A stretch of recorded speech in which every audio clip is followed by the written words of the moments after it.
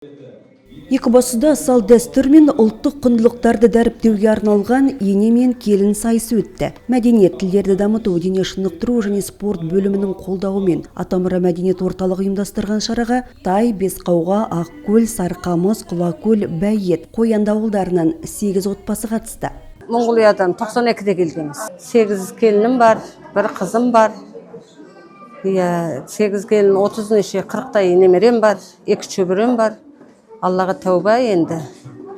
Барлық енді жастарға енді біздің жолымызды берсін. Бұрынғы қазақтың салт дәстүрі қалып қойған, соны дәріптеу ғой енді. Негізінде содарды көрсетеміз бізде.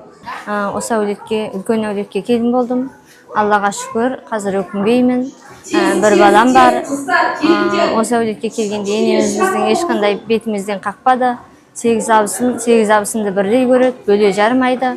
Өзінің өсиетін, өзінің үлгісін, жаңағы қазақтың салт дәстүрін барлығын бойымызға сіңіріп, үлкенге ізет, кішіге құрмет көрсетуді үйретеді.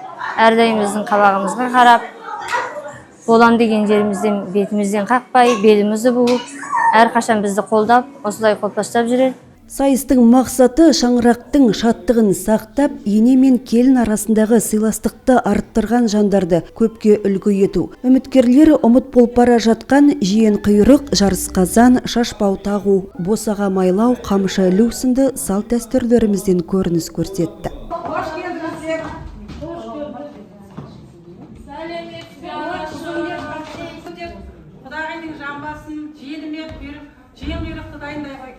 Бірінші рет қонаққа барғанынан бәрі біздің қазақтай мән беріп.